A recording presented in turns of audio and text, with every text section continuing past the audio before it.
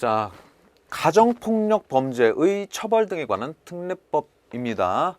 자, 사법경찰관은 응급 조치에도 불구하고 가정폭력 범죄가 재발될 우려가 있고, 자, 긴급을 요해서 법원의 임시조치 결정을 받을 수 없을 때에는 직권 또는 피해자나 그 법정 대리인의 신청에 의해서, 자, 피해자 또는 그 가정 구성원의 주거 또는 점유하는 방실로부터의 퇴거 등 격리. 자, 이게 뭡니까? 응급조치 내용이네요. 그죠? 자, 주거, 점유하는 방실로부터의 퇴거 등 격리. 자, 그리고 주거, 직장 등에서 100m 이내의 접근 금지. 자, 그리고 피해자 또는 가정 구성원에 대한 전기통신을 이용한 접근 금지의 어느 하나에 해당하는 금지의 어느 하나에 해당하는 긴급 임시 조치를 할 수 있다. 맞습니까? 자, 맞죠. 자, 만약에 우리가 이제 현장에 출동해서 응급 조치를 했음에도 불구하고 재발될 우려가 있다라면은 재발될 우려가 있고, 자, 법원으로부터 우리가 임시 조치를 받을 만한 뭐 그런 시간이 없어요. 긴급합니다. 자, 그럴 때는 긴급 임시 조치를 할 수가 있는 거죠. 자, 거기에 대한 내용이고요. 자, 우리가 할 수 있는 조치에 대해서는 자, 이렇게 세 가지가 있는 거죠. 자, 그래서 내용을 한번 보도록 하겠습니다.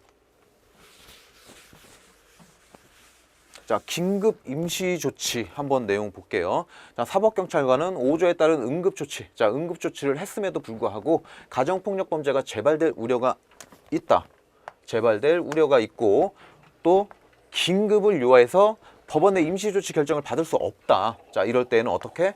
직권, 그리고 피해자나 법정 대리인의 신청에 의해서, 자, 29조 1항 1호부터 3호까지 어느 하나에 해당하는 조치를 할 수 있다. 자, 요 1호부터 3호까지가 뭔지 아셔야 되겠죠. 자, 1호부터 3호까지가 뭡니까? 자, 1호는 주거라든지 방실로부터의 퇴거 격리. 자, 그리고 2호는 주거라든지 그 직장으로부터 100m 이내 접근 금지. 3호는 뭐였습니까? 전기통신을 이용한 접근 금지였죠. 자, 이런 것들을 우리가 경찰이 할 수가 있는 겁니다. 자, 경찰이 이런 조치를 하는 걸 뭐라고 한다고요? 긴급 임시 조치라고 하는 거죠. 자, 이런 것들을 할 수가 있습니다. 자, 그리고 만약에 우리가 긴급 임시 조치를 했습니다. 자, 그러면은 뭘 작성해야 됩니까? 긴급 임시 조치 결정서.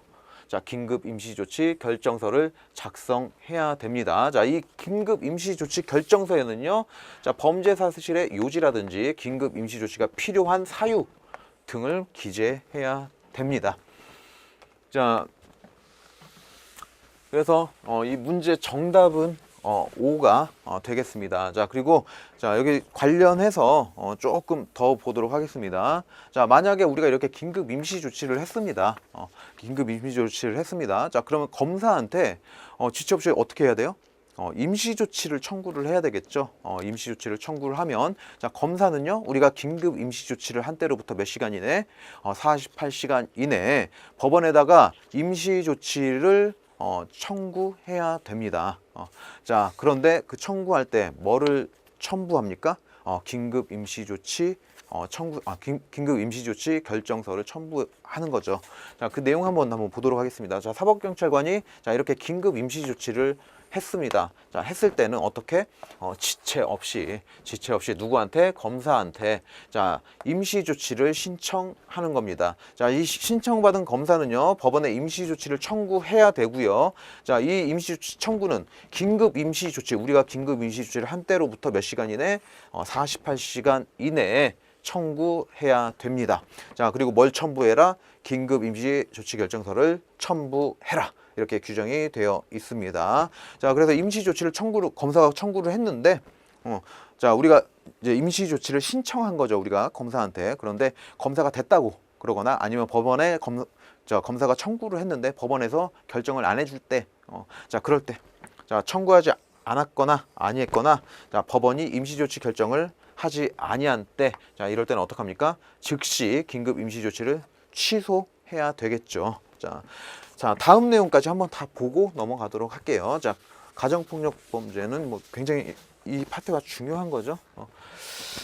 자, 판사는 가정보호 사건 원활한 조사 심리 또는 피해자 보호를 위해서 필요하다고 인정하는 경우에는 결정으로 가정폭력 행위자한테 다음 각호 어느 하나에 해당하는 임시 조치를 할 수 있다.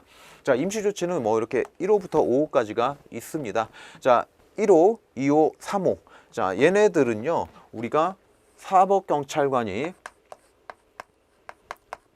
자, 사경이 자, 긴급 임시 조치 를 할 수 있는 내용들이죠. 얘네들은. 자, 1호, 2호, 3호는 우리가 긴급 임시 조치를 할 수 있는 겁니다.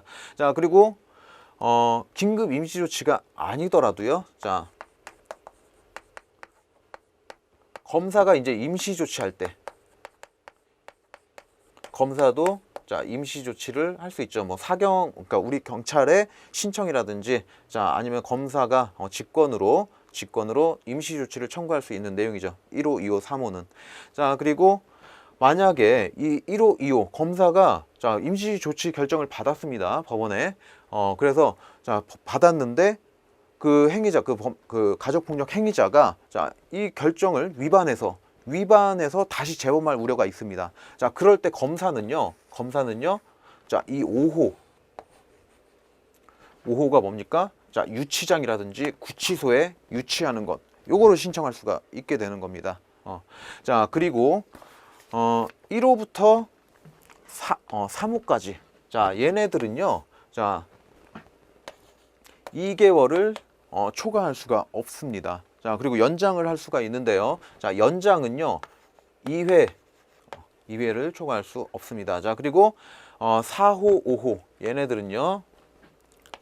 자, 1개월입니다. 자, 1개월을 이 조치는 1개월을 초과할 수 없고요. 연장도 1회만 가능합니다. 자, 여기까지 정리를 좀 해주시면 되겠고요. 자, 그리고 여기에 관련된 다른 내용들은 우리가 일순환 때 했었습니다.